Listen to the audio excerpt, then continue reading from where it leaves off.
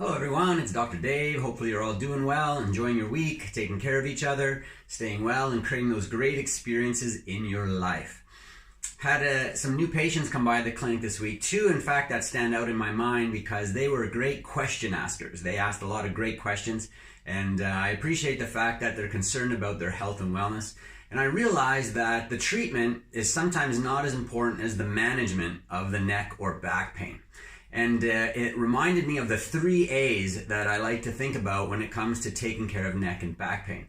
So if you like physio, go for physio. If you like the idea of getting a massage for your neck or back pain, go get a massage. If you like the idea of maybe trying chiropractic, then go do chiropractic. If you want to stretch, strengthen, and stabilize things, work with an athletic therapist, a trainer, somebody, do those things as well. Do what makes sense to you.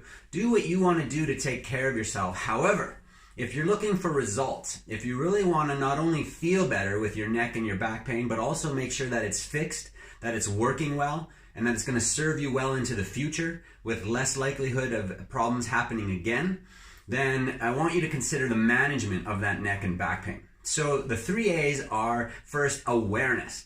Without having some awareness of your neck and back and what you're doing with your neck and back throughout the day and what you should and shouldn't be doing in order to support health and wellness and healing with your neck and back, your awareness needs to be at a certain level. The reality is, no matter what you go and do, if you lack awareness when you're not doing those treatments or living the rest of your life, it's really an uphill battle. And the awareness is what will save you going forward. If you want to have a future of good health, your awareness around your health and wellness and what you're doing every day is going to be very valuable. So you want to make sure that you're being coached on the things to be aware of to support your health of your spine and your overall health and wellness, but especially of your neck and your back.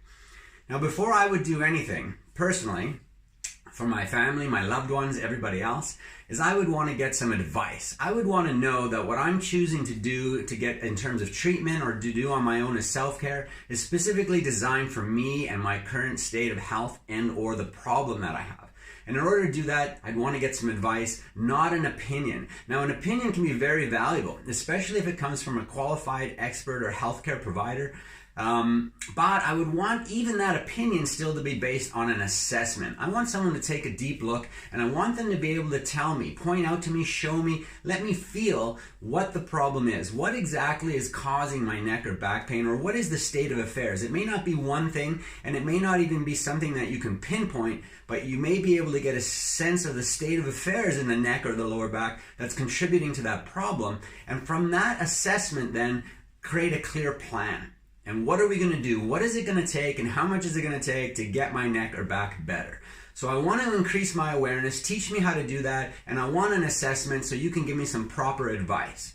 Then the thing that thought about this today with these 2 specific patients that came in, they're like, well, how long will it take? How will I know it's working? How will I know I'm going to get better? Like, how do I know? And the reality is you don't know. There are no guarantees in healthcare. Now, you can reasonably know. A healthcare provider probably wouldn't start care or interact with you in any way unless they thought there was room for improvement. And based on the assessment, that would be the case. But I'll tell you, the biggest determining factor in whether or not somebody gets better, stays better, not only feels better, but actually recovers their health and their function is their ability to take action and follow the steps that are required, both in terms of the treatment and the things that they're doing in between the treatments at home with their self-care and their awareness that determines the best outcome. So if you're looking to really solve your neck or back pain problem, especially if you're in that 30% of the population that's suffering with chronic pain, I would wager that you would see improvement if you focused on creating some awareness around that problem and the solution, getting some proper advice based on an assessment, and then taking action and following through on those steps and being patient. We're so in a hurry to stay well, and we're so impatient to get well. We want to be in a hurry to get well, and then we have lots of time to create an illness or problem, and it's backwards. We want to be patient with creating that solution and getting better, and then we want to be impatient and in a hurry to stay well. You should be doing things every day with your awareness to preserve your health and wellness. All right? Coming at you today on behalf of the Toronto Neck and Back Pain Clinic. Happy to provide you with some tips on those 3 A's. Hopefully you found them useful. Now get out there, keep looking for a solution to your neck and back pain. I know you can find it. Take care and be well.